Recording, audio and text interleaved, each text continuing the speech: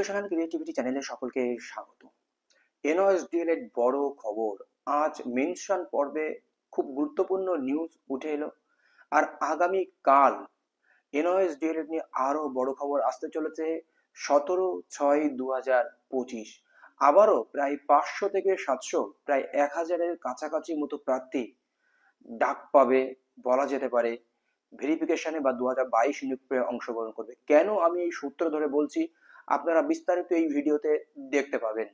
সেই জন্য ভিডিওটি না কেটে শেষ পর্যন্ত দেখবেন এবং আমার চ্যানেলে নতুন হলে অবশ্যই চ্যানেলটি সাবস্ক্রাইব করে বেল আইকনটি প্রেস করে পাশে থাকবেন। আজকে যেহেতু মানডে ছিল, মানডে প্রত্যেকটি কোর্টে মেনশন পর্ব চলে, সেই মেনশন পর্বে একাধিক এনওএস মামলা কিন্তু মেনশন হয়েছে। সেখানে সেই মেনশনিং পর্বে যখন একাধিকবার এনওএস মামলা মেনশনের জন্য এসেছে বিভিন্ন অ্যাডভোকেটের পক্ষ থেকে, আপনারা দেখেছিলেন যে আজকে মেনশনিং করে ব্যাপক ভিড় ছিল। তার মধ্যে প্রায় 12-13টা হচ্ছে মেনশনিং মামলা ছিল। তো সেই 12-13টা মেনশনিং পর্বে যখন মেনশন পর্বে চলছিল তখন বিচারপতি justice Saugata Bhattacharya court number 18 উনি একটি কথা ওনার ক্লার্ককে বলেন যে আহ, আগামী কালও সেম অর্ডার হবে আগের মতো। তো একই জিনিস এনওএস ম্যাটার।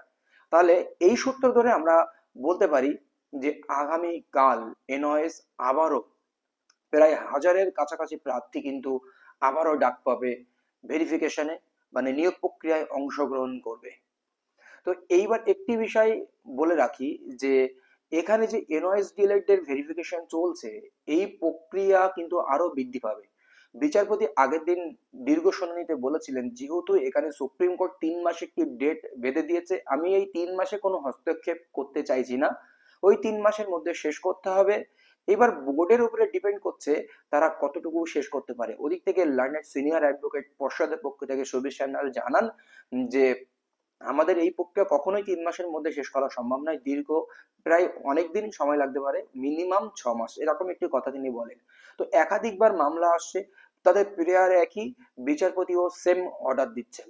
তো এই মামলা কিন্তু আগামীকাল একদম দুটি মামলার পরেই এই মামলা ধরবে। 3 নম্বর থেকে শুরু করে লিস্ট যদি আমরা দেখি প্রায় 14 পর্যন্ত সব কিন্তু এনওএস ডিএলএড মামলা রয়েছে। তো এই মামলায় 1200 জন প্রার্থী প্রথম ফেজে ডাক পড়েছিল যে কৌশিক দাস যারা সুপ্রিম কোর্টে গিয়েছিল।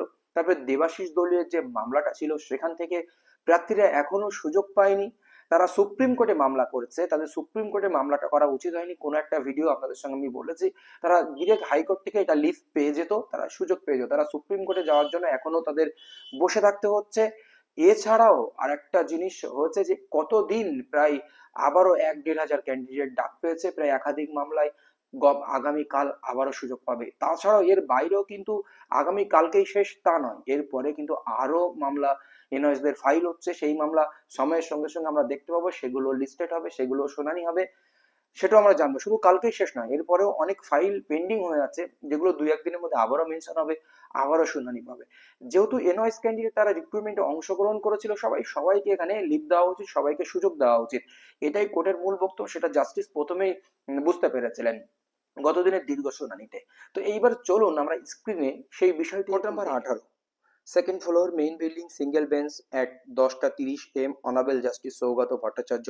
কালকে আপনারা জানেন যে মঙ্গলবার এই বেঞ্চে সমস্ত প্রাইমারি ম্যাটার হয়।